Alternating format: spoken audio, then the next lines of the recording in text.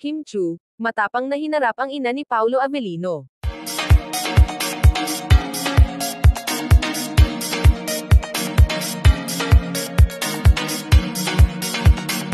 Matapang na kinumpronte ni Kim Chu ang ina ni Paulo Avellino matapos nitong ipahayag ang pagtutol sa kanilang kasal.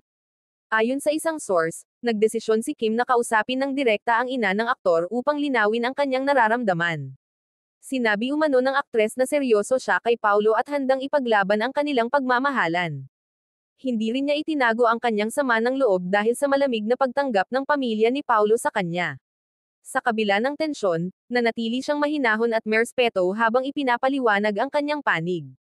Ayon sa ilang nakasaksi, naging emosyonal ang usapan ngunit walang matinding sigawan na naganap. Samantala, si Paulo naman ay nananatiling nasa gitna upang ayusin ang hindi pagkakaunawaan. Maraming netizens ang humanga sa tapang ni Kim na ipagtanggol ang kanyang relasyon. Hanggang ngayon, hindi pa malinaw kung natanggap na siya ng ina ni Paulo. Patuloy na inaabangan ng publiko ang magiging kahinatnan ng isyong ito. And this are chika for today mga ka-showbiz, sana nag-enjoy kayo. Don't forget to like, share, subscribe and click the notification bell for more updates.